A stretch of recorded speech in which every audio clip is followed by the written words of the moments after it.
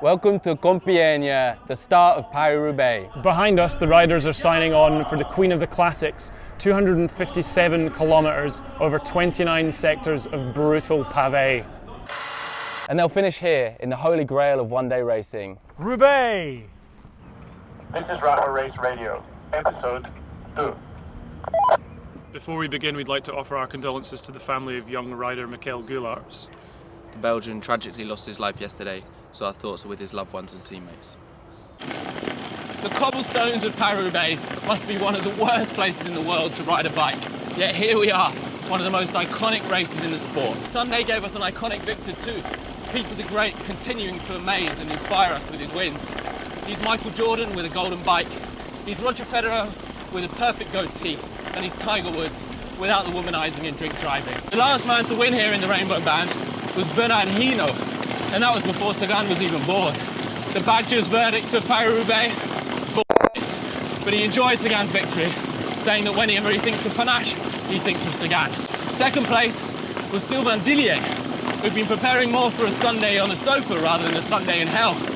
But he managed to ride 200 kilometres off the front before even managing to hold on as Sagan came rampaging through. Woo-hoo-hoo! In third place was Nicky Terpstra, was about time Quick-Step misstepped. And also in the top 10 was Taylor Phinney, who proved that he's more than just a beautiful hipster, but a great bright racer too. Ultimately though, everything was overshadowed by the tragic passing of Michael Goulaerts. This sport we love can be so cruel sometimes. That's the wrap. What makes Paris-Roubaix hard? Obviously it's the stones. They say the faster you go, the better it is. You don't really feel it, but in the end you're just in pain. You see this in Paris-Roubaix a lot, that people just keep on going. They don't really care about the result, they just want to enter the velodrome and make it to the showers, you know? It's a bit like the Champs-Élysées in the Tour de France. You just want to experience that. Crazy.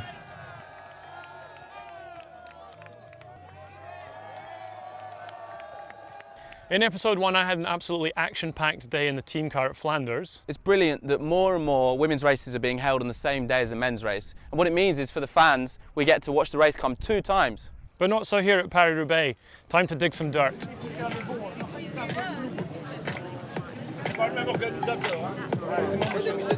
C'est le passage des femmes. Des femmes? Oui, la course des femmes. J'en ai aucune idée.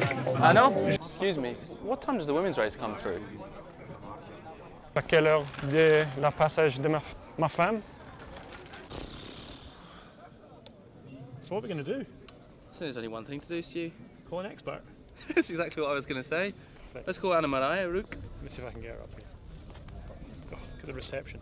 Hey Anna Maria. So why is it you think there isn't a women's edition of Paris-Roubaix? What I would say, aside from the fact that doesn't really like women, is that they're a business. They're going to want to make money. They're not going to willingly offer to spend any more of their resources. And so the onus is on us. The teams and riders need to say, we want this, we'll be there. The fans need to say, we'll tune in. And media needs to say, we'll be there and cover you along the way. But I imagine ASO's argument would be that there isn't interest for it. Look at those numbers we've been seeing coming out of Belgium this spring. I mean, women's races are well watched. The thing is, you build it and they will come. Like, people haven't seen women's cycling yet, perhaps, because it hasn't been shown as much. So there needs to be an investment from all the stakeholders, and ASO is a major stakeholder in this. If the sport grows, they're going to benefit. The only thing is that they have to invest in it first. So it looks like it's up to us, the fans, to make a change here at Paris-Roubaix, but in the meantime, why don't we put in the lack of a women's Paris-Roubaix into the Musette of Regret. Here it goes. Game over. And now, to the man, the myth, the legend, Mr. John Tony Arrow, also known as Juan Antonio Flecha, a man who twice achieved a podium at Paris-Roubaix, and here he will tell us about where we're going next week.